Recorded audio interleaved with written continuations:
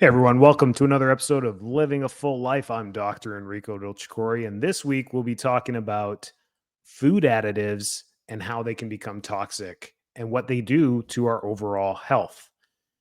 On one of our last episodes, we got into toxicity and dyes came up, and that's been a hot topic recently with RFK and the whole revamping of oils used in fried foods and in processed foods. And then the dyes came up as well. And red dye 40 has now been pulled off of the FDA approval list for the United States, which is great. It's huge. And that created a lot of spur. One of the most frantic episodes I've had with the most emails that came in about that. Like, oh, I didn't even know dye could do that to behavior. So go back to that episode and learn more about dyes. But let's talk about food additives in general, the hidden dangers of food additives. And really, this episode is what you need to know about them and which ones are the most common ones that are out there that you should probably avoid that the FDA still allows. Now, on social media, when you scroll in the doom scrolling of TikTok, Facebook, Instagram, whatever it is that you're using, you'll see both sides of every story. When we talk about health and wellness, you'll see the crunchy side talking about how everything's bad, and then you'll see the medical side saying how it's all phony baloney, that really nothing's that toxic. Because from a scientific method, when we talk about toxicity, toxicity means toxic dose that leads to an adverse effect or even death. That's what toxic means. So let's say you get into some arsenic or rat poison. You better run to the hospital pretty quick. That can be toxic. Or if you get bit by a rattlesnake or a cottonmouth or a black widow spider, these things can be venomous and poisonous, and it can create a lethal dosage inside the body. So when we think of toxicity from a medical and scientific perspective, it means pathology and adverse reaction in the moment. A cumulative effect of toxicity over time is not considered scientific principle. So that's why you get this middle ground of a debate session on both sides saying, well, come on, MSG is not that bad for you. If you go and get some extra monosodium glutamate, what's the big deal? It's just a salt used in most barbecue rubs, flavoring, seasonings. It's all in there. What's a matter with that? And how much are you going to consume to really cause an effect, an adverse reaction where you fall down on the floor and have a convulsion or possibly die? I mean, I understand both sides of the story. So when we talk about scientific method, it's the toxic dose. What's the amount that we have to give to kill someone?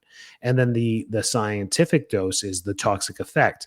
Then the healthy version of this, or the vitalistic version of this, is like what happens over time in the slow accumulation of this stuff over time. And that is becoming more and more scientifically relevant because we're actually monitoring what's happening all around the world. Europe got rid of most dyes a long time ago. They didn't even introduce some of the dyes that we have here, like the yellows, ever. They never ever passed Euro clearance into their food system.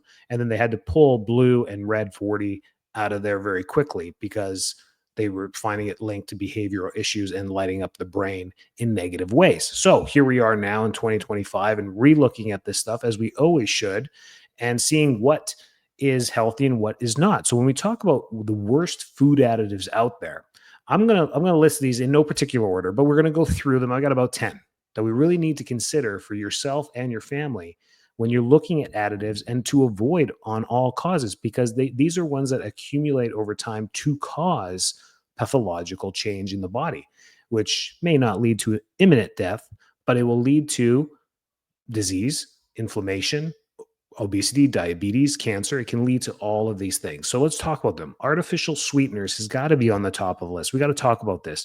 We try to avoid sugar because we know sugar makes us fat, and we can see fat when we look in the mirror. I find American culture is very vanity, very mirror-esque, where when we look in the mirror and it starts to change our skin, or if we start losing hair, or if our teeth become yellow, well, holy smokes, are we going to jump to changing our lives very quickly? Or if we start gaining weight, but we don't see the inside. So we smoke cigarettes and cigars and vape and do marijuana and do all this stuff because we can't see our lungs, right? We can't see what's happening on the inside. But if God designed us with a window on our chest, trust me, people would not be, they'd be wondering, sexy lungs would be, nice and pink and healthy, and black lungs would not be. You wouldn't marry somebody with black lungs. So that's unfortunate truth of our society. So when it comes to artificial sweeteners, we've replaced sugar fructose, glucose, and high fructose corn syrup with artificial aspartame, sucralose, saccharin, all these other ones that are directly linked to metabolic issues. So they also can cause metabolic issues. It may not be weight gain, but it can really skew the metabolic system in how they efficiently break down amino acids, build up fatty chains, and break down carbohydrates. So this can cause havoc on our metabolism. And another thing it does is it wreaks havoc on the microbiome, the gut health, because the bacteria and viruses in your gut don't even know what these artificial things are. They don't know how to break them down. They don't know how to utilize them. And they really cause dysbiosis in the gut.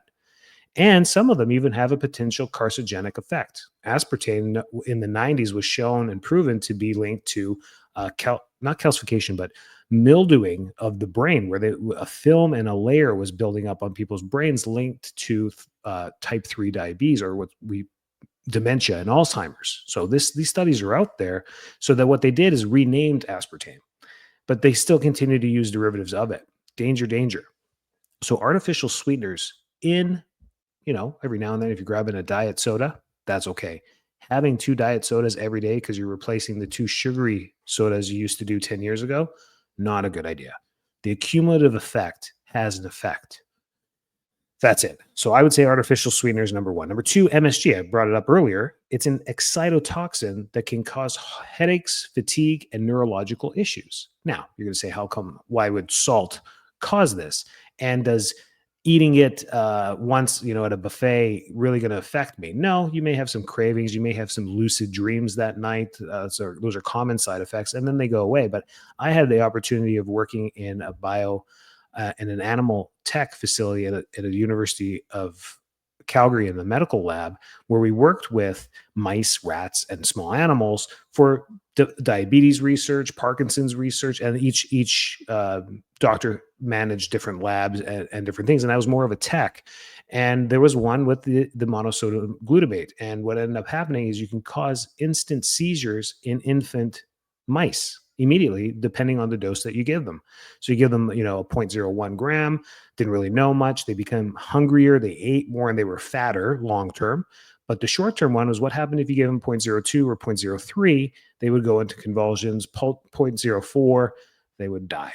So if you could do that toxic effect in a small, 16-gram mouse, tiny little gram mouse, compared to a 160-pound adult human, 0.04 will do nothing for you. But the cumulative effect of having this all the time, imagine if you use seasoning salt with celery or celery salt with MSG in it, and it was your main seasoning that you used every day, 2-3 times a day for cooking. Well, what happens after 20 years? What's the effect there? Are we going to have chronic headaches? Are we going to have neurological issues long term? That's where research is going right now. And the answer is yes. High fructose corn syrup. This one's being pulled off the shelf as well, which is great. We're going to lose the high fructose corn syrup in America. Finally, that makes sense. Increased risks of obesity, insulin resistance, and fatty liver disease. We've known this. It's high concentrated sugar. Of course, that's never good. I don't think we have to preach to the choir. You all agree with me on this one. Eating high fructose corn syrup, probably not a great idea of concentrating sugar compounded on itself as a good thing. Might as well just use some cane sugar or some natural sugar to sweeten whatever you're baking naturally there. Cane, whatever it is, coconut sugar, whatever you're going to use. Trans fats and hydrogenated oils. We have to be careful in our processed foods and how we cook them. These contribute directly to heart disease, inflammation, and weight gain. And using good fats is always a better decision than using bad fats. We won't dive into that. We have other episodes about fats. You can go back and search it and watch those videos. Those are great, or listen to those podcasts. Those we dive right into those. Those are great. Sodium nitrates and nitrites. These ones are used usually to cure processed meats. That's the most common utilization in them, used in deli meats, and they're directly linked to cancer. This hits home for me. Immigrant parents, my dad from Italy, big fan of salami, mortadella, capicolo, all the good stuff. And it was a staple almost daily in his diet. By the time he was 67, he did get colon cancer. Now you're going to say, well, it could have been for many different reasons. And it absolutely is. Stress, everything. But the nitrate concentration and being linked directly to colon cancer, I was like, Dad, maybe do you think that may have done it? He's like, yeah, maybe. And so that hits home for me. It doesn't mean that's a correlative thing. It's not a direct scientific thing that if you eat nitrates, you're going to get colon cancer. But for me, it hit home and it was very close to home. So these things can add up. So be mindful about nitrates in processed meats. Eat them temporarily or intermittently, but don't make them part of your diet daily. That's, I think, a good advice for that. Potassium bromate and brominated vegetable oils, or BVOs. They're used in bread and sodas mainly. Potential carcinogens and endocrine disruptors in the body is the side effect. So be careful with that. Flip those bread packages over and make sure you don't see that potassium bromate in there. You may want to switch breads just to minimize this specific toxin over time. Hopefully that gets off of the FDA list as well. Carrageenan, you may have seen this. It's found in dairy alternatives, and you'll see this on social media too. Carrageenan, it's used in this healthy thing, and you eat this all the time, and it's in gum, and it's all this fine stuff, and it's fine. But cumulative effects of this can cause digestive distress and inflammation. So even though it's safe to eat and it doesn't have a toxic effect or a deadly effect, the long-term usage of carrageenan is that it can distress the digestive system. This can lead to IBS, irritable bowel syndrome, gut issues, dysbiosis, floral issues in the gut as well. So carrageenan, add that to your list of just keeping an eye out of it. And when we say add it to your list, it's not to go to the grocery store and do this every time you go shopping. It's to go through your fridge and your pantry at home right now and say, hey, what are the common things we buy week in and week out? The same eggs, the same almond milk, the same bread, the same, deli turkey, the same chicken, and then looking at those packages right there in your fridge and just quickly going over them and saying, is there any MSG in here? Is there any carrageenan in here? Is there any nitrates in here? And just reading it. And then if there are, maybe being like, man, we buy this every single week. Maybe we should change the brand of chicken that we're buying, or the brand of deli turkey that we're buying, or whatever it is, or bacon, or whatever it is that you're eating. That's logistic ways of making permanent changes for you and your family. Artificial food dyes. We talked about it. Red 40, yellow 5 and 6, blue 1 and 2, linked to hyperactivity, behavioral issues, and potential carcinogens. The United Kingdom has been a leader on the dye studies with behavioral issues in children. And you can do this study from the comfort of your own home. Give your kids Skittles. Choose just red. Give them all the red ones. Actually don't do this. If we know this information, why would we do this to our kids? But they'll bounce off the walls. You're going to have immediate behavioral disruptor issues. It's not just the sugar. Because if you bake something at home, you make homemade cupcakes, and you give them a small portion of a cupcake, they may get a little active and a little bit hyper. But if you give them Skittles, or you give them something with high absorbent amounts of dye in it, where their mouths are turning colors, watch the difference between having a handful of Skittles and having a homemade cupcake. The difference in behavior that happens with your children immediately. Under the age of 5, you will see this within 30 minutes. 5 to 10 years old, you'll get it within the hour. Over 10 years old, it may take an hour or two to notice the mood swings that they go through. And that's directly linked with most children. So what does that do to you and I as adults? Being heavier, taller, and bigger allows us to consume some of this, but even you will get irritable if you pay attention to how you feel after eating these things. Oh, that's a big one. So dyes, if it's too bright and it looks too good, don't eat it. Like, there's the natural colors that come from the world when you dye things. I don't know if you've ever done Easter egg dyeing with white eggs. It never ends up looking like the commercial, right? That bright orange and the bright blue. I'm sitting there dyeing these eggs the whole time. I'm like, how do I get this vibrant blue color? And I just can't get it. It's like this dull pastel blue. That's normal. That's how things work in the real world. You won't get that huge color, right? You can get red beets. And if you ever use them by hand, what happens to your hands? They turn red, right? And you could use that to dye things like beet juice to get a nice red. And even that won't get to a bright Skittle red. Make sense? To get that vibrant color, you need these chemical dyes to go in there to do this. There you go. Artificial dyes. Go back to that last episode on toxins, which was 2 episodes ago. And we dived right into toxins, and dyes came up quite a bit. Propylparaben is a preservative in baking goods. and it disrupts hormones and fertility. This one, luckily, I don't see anymore on packaging that much, but it doesn't mean it's not out there. It's still FDA approved, but it disrupts hormones and fertility. And we can have a whole episode about fertility and why around the world fertility is going down. We've ultra processed our food around the world. Fertility rates are not going down in Africa like they are in North America. And there's a reason for that. And it's definitely the processing of food and how we're consuming it. And then butylated hydroxyanisole, or BHA, and BHT. These ones are preservatives that are used in chips, cereals, and they're potential endocrine disruptors and carcinogens in themselves. BHA, BHT, you'll see these on the side as butylated hydroxyanisole and hydroxytoluene. These are the two that are on there. Again, when I'm keeping an eye out on ingredients, I don't see it that much, but I'm going to the healthy sections anyways. I'm not going down the Wonder Bread aisle, right? So for those of you that may purchase those things, check those things out, see if they're in there. They're endocrine disruptors, which cause metabolic disorder, hormone issues, and are directly linked to cancers. They're found in teratomas from human tissue where they're built up like the days of the parabens, the polyphenols, the estradiols, DDT, all these pesticides and herbicides that are actually found in teratomas in the body, and breast cancer, prostate cancer, liver cancer. They're all linked with potential effects there. So again, toxicity, medical, right, versus vitalistic viewership of toxic buildup over time. They're two different microscopic lenses that we're looking at this from.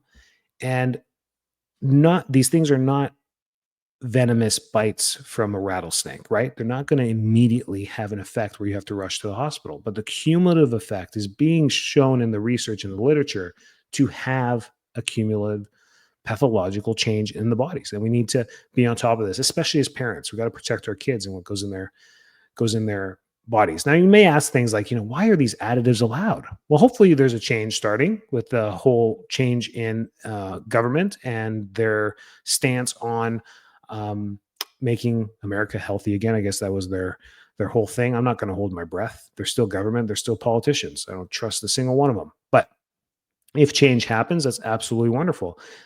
The FDA creates guidelines, but there's just too many loopholes for the food manufacturers to jump through. Super easy for them to get it in there. If it is on the FDA not approved list, they can say, well, what's the amount that's not allowed? And they'll say, well, 0.02 grams. And then they're like, okay, great. We use 0.01.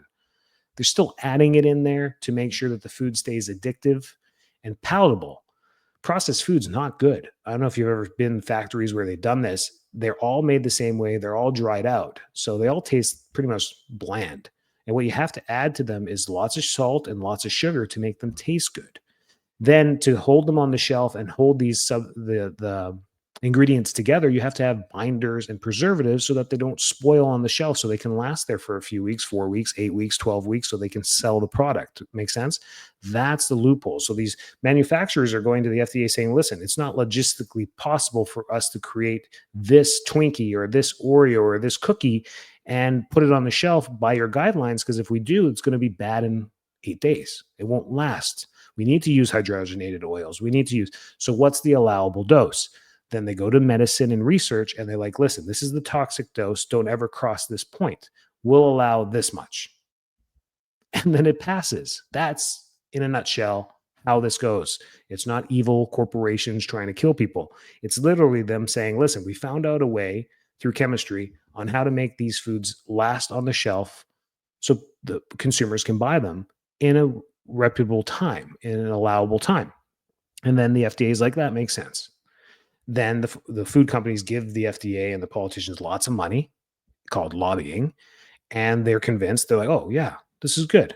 And follow these guidelines and we won't change them for the next 4 years. And that's how it really works. I'm not being a conspiracy theorist here. That's how government works. So big food companies prioritize shelf life over health. That's just the bottom line. And the countries that have banned certain additives have put people really first on top of that, saying, listen, there's other ways to do this. We don't need our Fruit Loops to be that bright. You can still sell Fruit Loops, but we're not going to allow you to use Red 40. use a different one. And whether they do, they use a different one and it's more of an orangey red. Fine. And it's more pale and pastel. It's not as bright as it is in America. And that's great. And they can still sell Fruit Loops in Ireland. Make sense? That's how that all works. How to avoid food additives. Read ingredient labels. What to look for, you have to read the labels. If you can't pronounce it, look it up. Shop for whole unprocessed foods. This will keep you out of trouble all the time. You can pretty much buy organic cucumbers and organic lettuce and organic grapes and not even have to read the label because it's pretty simple. That's one ingredient on the label: grapes. Pretty simple to buy those, keeps you out of trouble. But once you get into packaged and boxed stuff, read the label, flip it over, read the label. Choose organic when possible. Organic just automatically minimizes the amount of pesticides and herbicides that can possibly be in the food. It's wonderful. It's a wonderful way to shop. And then use natural alternatives for flavor and preservation. So salt at home, Himalayan salt, Celtic salt, sea salt, and using these things to season your own meats at home helps you preserve them and keep them in the fridge longer so that you can cook them 3 days down the road on the grill or whatever it is that you want to do. So there's ways to do this in the house. My dad used to cure his own meats, and it used to call it a cool room up in Canada in the basement. He had a corner there in the laundry room. It was in the corner of the house and no drywall on it. It was just concrete, and he closed the door. And because it's Canada, this thing would get down to like 32 degrees, 36 degrees at night in the winter. And then in the summer, it'd be like 40, 36, 40 degrees during the summer days. And so you could leave meats in there and leave preservatives and pickled olives or pickled vegetables, jarred stuff, jams. He'd keep everything in there because it was nice and cool. It was almost like a refrigerator. And he was doing Italian things all the way up in the northern parts of North America, which is pretty cool. So he did it at home. He had a little bit of a green thumb, and that spilled on over to me. So I just encourage you guys from this episode to read the labels, use cleaner food brands and prep your own meals. It's how you're going to get away from these things. And then if you have any ideas for the next episode, just keep sending those emails. I love them. Keeps us on top of content for you, and we know what you're into and what you want to listen to, what you want to learn more of. But yeah, there you go. The top additives to avoid. Go out there, read them, empower yourself, and protect your family. Have a great and healthy week.